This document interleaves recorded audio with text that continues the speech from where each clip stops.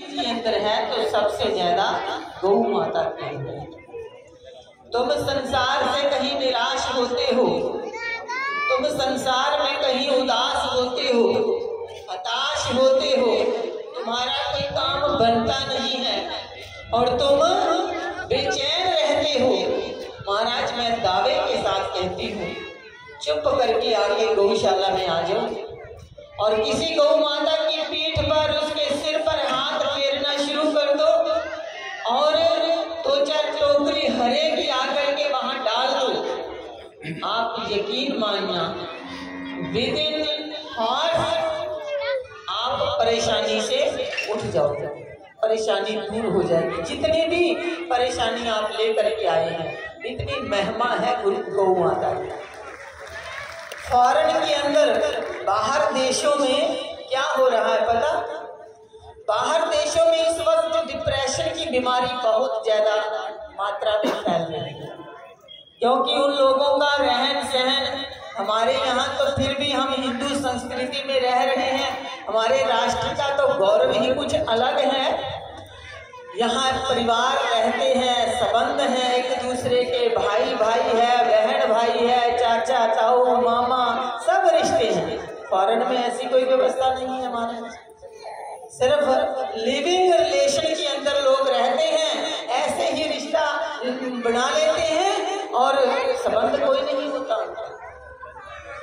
और फिर वो लोग मरीज हो जाते हैं, डिप्रेशन के मरीज, ब्लड प्रेशर के मरीज, कई बीमारियां घर कर जाती हैं।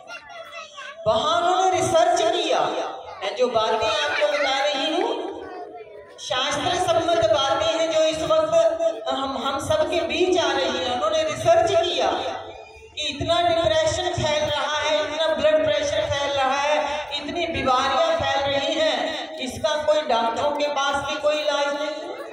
कोई डिप्रेशन का मरीज हो जाता है तो डॉक्टर 2 4 5 गोलियां दे देता है और व्यक्ति खा करके सोया रहता है, पड़ा रहता है, ना किसी के साथ बोलता है ना कुछ, ऐसा ही होता है।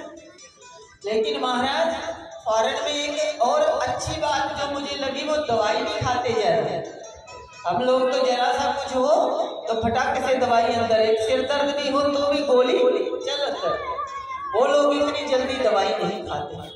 और उन्होंने एक बहुत रिसर्च करके जो एक अच्छा उपाय ढूंढा कि इन बीमारियों से कैसे उभरा जाए। तो कहते हैं गौ तो वहां भी होती है, चाहे किस नस्ल की है ये नहीं मुझे पता, पर उन्होंने पता नहीं कितने कितने डॉलर दे करके वहां जाकर के वो सिर्फ क्या करते हैं, घंटों गौ माता के सिर पर हाथ, उनकी पीठ पर हाथ, उनको उल्लंघन करना, उनको गले लगाना और घंटों गौ माता के पास वो लोग बैठे रहते हैं। और उन्होंने पाया कि बड़े बड़े डिप्रेशन के, ब्लड प्रेशर के बीमारियों के मरीज उससे ठीक हो गए। मेरा कहने का मतलब ये है कि गौ माता को कभी भी पशु समझने का दुस्साहस मत कर लीजिएगा कि ये पशु है। हम कह देते हैं पशु है, गौ माता, शास्त्र कहते हैं कि गौ माता 84 लाख योनियों का लास्ट शरीर है, इसके बाद सीधा मनुष्य बनते हैं। गौ माता लास्ट है, इसके बाद हमारा कोई पता नहीं हम क्या बनेंगे, पर ये गारंटी है कि गौ माता के बाद गौ माता सीधी मनुष्य ही बनेगी। ये लास्ट इसका जन्म होता है। कभी भी इनको पशु समझने का दुस्साहस मत कीजिएगा।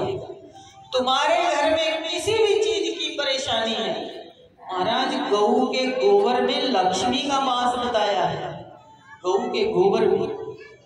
और हम आपको बताएं, पहले तो मैं माफी चाहती हूँ, मैं लेट हो गई थोड़ा सा, क्योंकि 1 घंटा सोए। तो समझने का दुस्साहस मत कीजिएगा, गौ माता पशु नहीं है। इसके अंदर जो जो गुण है मैं गिना नहीं सकती कि गौ माता के अंदर क्या क्या गुण है। तुम्हारे घर में किसी भी चीज की आप समझते हो कि कोई कमी आ रही है, हमारे घर में कोई बरकत नहीं हो रही है, हमारे घर में परिवार जो है उसके अंदर बढ़िया सा मेल मिलाप नहीं है। और घर का कोई सदस्य अगर कोई व्यसन करता है, कोई नशा करता है किसी प्रकार का भी, मैं दावे के साथ एक बात और कहती हूँ, तुम सब जगह छोड़ करके सिर्फ गौ माता के पास आ जाओ, सेवा करना प्रारंभ कर दो, तुम्हारी एक एक समस्या का यहाँ पर गौ माता हल करेगी। ये बोलती नहीं है महाराज, लेकिन ये समझती सब कुछ। और क्या कारण था? अब विचार करो, कन्हैया ने और किसी पशु को नहीं चराया, चराया किसी और को, किसको चराया? गौ माता। और जब तक मेरे कान्हा ने गौ माता की सेवा करी तब तक पद त्राण नहीं पहने, अपने पांव में जूते, नंगे पैर गौ माता का गोचरण करने जब जाते थे तो नंगे पैर जाते थे। और जब वो वापिस लौटते थे तो गौ माता जब चलती है ना तो इनके चरणों से जो धूल उड़ती है, उस धूल का ही बड़ा महत्व है। कन्हैया उस धूल को पूरा अपने ऊपर लेते थे।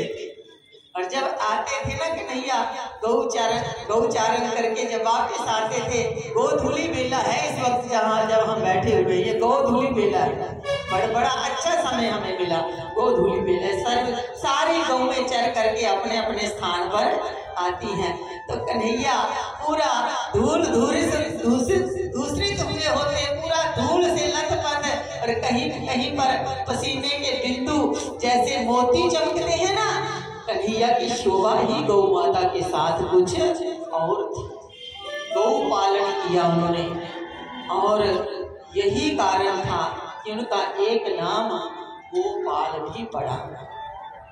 तो मेरी आप सबसे जो विशेष प्रार्थना है वे ये है कि आप कुछ और करो या ना करो, कोई बात नहीं, पर गौ माता की सेवा से वंचित मत रहना। देखो आपकी गौशाला में कहीं हमारी गैया कोई भूखी तो नहीं रह रही। क्या समय था महाराज, क्या समय था जब घर की माताएं जब सुबह रसोई घर में आती थी तो सबसे पहले जब चूल्हा चौका साफ करती थी तो वो गोबर से लेपती थी पहले उसको। मैंने अपनी आंखों से देखा, हर संडे को हमारी इस शरीर को जन्म देने वाली माँ हर संडे को जो घर का मुख्य द्वार होता था, इतनी सी जगह ऐसे गोल सा गोबर लेपन करना और उसके ऊपर दूरबा रखना और फिर उसको प्रणाम करते थे। ये हमारे संस्कार थे महाराज, हर संडे को। और मंगलवार वीरवार छोड़ के घर के चूल्हे चौके पर गोबर लेपन होता था। आज तो व्यवस्था बिगड़ गई, सीधा जाओ, पहले लाइटर था तो लाइटर ने स्विच मरोड़ा और ड्राउन करती आग जलती है और रखा उस पर चाय का बर्तन और बनाई चाय और वो जलती फूंकती चाय, सुबह सुबह नहाए धोए कुछ नहीं है और उस चाय को फिर हम पीने लग जाते हैं। ये हमारी दिनचर्या हो गई, ऐसा हमारा जीवन हो गया। और जब से हम अपने संस्कार भूलने लगे तब से हमारे घरों में बीमारियों ने भी आकर के डेरा जमा लिया। थोड़ा थोड़ा अपनी संस्कृति से जुड़े रहिए महाराज, ज्यादा मॉडर्न बनने की कोशिश मत कीजिए, मेरी प्रार्थना है आपसे। अभी अभी हम आ रहे थे,